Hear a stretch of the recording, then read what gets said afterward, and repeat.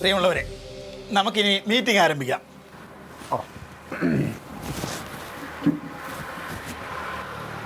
പ്രിയപ്പെട്ട സഹപ്രവർത്തകരെ, എല്ലാവർക്കും നമസ്കാരം. ആദ്യം തന്നെ ഒരു വലിയ സന്തോഷം നിങ്ങളെ അറിയിക്കുകയാണ്. നമ്മുടെ DDT പാർട്ടിയുടെ കഴിഞ്ഞ 6 മാസത്തെ പ്രവർത്തനങ്ങളെ അടിസ്ഥാനമാക്കി ഒരു റിപ്പോർട്ട് തയ്യാറാക്കി നമ്മൾ സംസ്ഥാന കമ്മിറ്റിക്ക് അയച്ചിരുന്നു. അത് സംസ്ഥാന കമ്മിറ്റി വിലയിരുത്തി വളരെ നല്ല അഭിപ്രായമാണ് അവിടുന്ന് അപ്പുക്കുട്ടൻ സാർ ഉൾപ്പെടെ നമ്മുടെ മുതിർന്ന നേതാക്കന്മാരെല്ലാവരും അറിയിച്ചിരിക്കുന്നത്. അതിൻ്റെ അഭിനന്ദനങ്ങൾ അത് ഞാൻ നിങ്ങളുമായിട്ട് പങ്കുവയ്ക്കുകയാണ്, സന്തോഷം പങ്കുവയ്ക്കുകയാണ്. പിന്നെ നമ്മൾ ഇതിവിടെ വെച്ച് അവസാനിപ്പിക്കരുത്, ഇനിയും തുടരണം. പുതിയ പദ്ധതികൾ നമുക്ക് ആസൂത്രണം ചെയ്യണം. അപ്പോൾ അതിൻ്റെ മറ്റ് വിശദ വിവരങ്ങൾ നിങ്ങളോട് സംസാരിക്കുന്നതിനായി കല്ലാമ സതീശനെ ഞാൻ ക്ഷണിക്കുന്നു. പ്രിയമുള്ളവരെ, ക്ലീറ്റോ പറഞ്ഞതിനോട് പൂർണ്ണമായും ഞാൻ യോജിക്കുകയാണ്. നിങ്ങൾക്കറിയാമല്ലോ, ഇന്ന് നമ്മളെല്ലാവരും നേരിടുന്ന പ്രധാനപ്പെട്ട ഒരു പ്രശ്നമാണ് വിലക്കയറ്റം.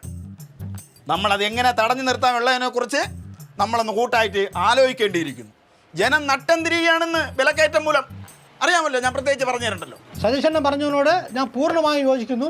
വിലക്കയറ്റം ഭയങ്കരമാണ്, അത് പിടിച്ചു നിർത്തിയേ പറ്റൂ. അത് സതീശൻ പറഞ്ഞാലേ അറിയാമോ. വെളിയിലിറങ്ങി സാധനം വാങ്ങുകയും ചായ കുടിക്കുകയും ചെയ്യുന്ന എല്ലാവർക്കും അറിയാം.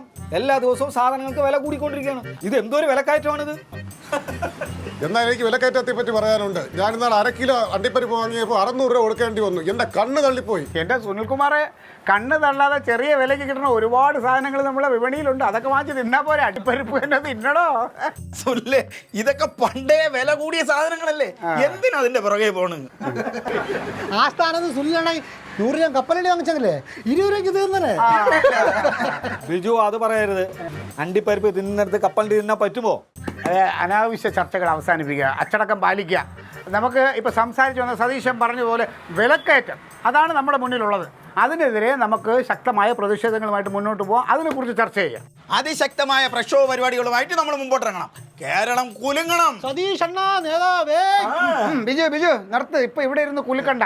ഇത് 76-ലെ കെട്ടിടമാണ്. നമുക്ക് സമരം ചെയ്യുമ്പോൾ അവിടെ കുലിക്കിയാൽ മതി കേട്ടോ. അല്ലാതെ നമ്മൾ ശക്തമായ പ്രതിഷേധ പരിപാടികൾ സംഘടിപ്പിക്കണം.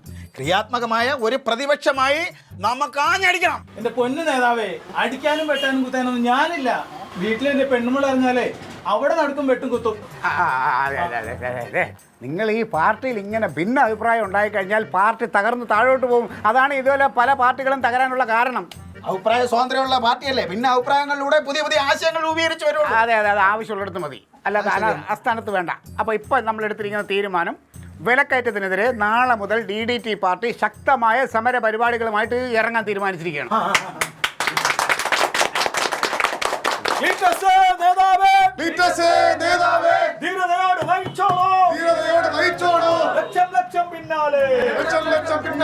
DDT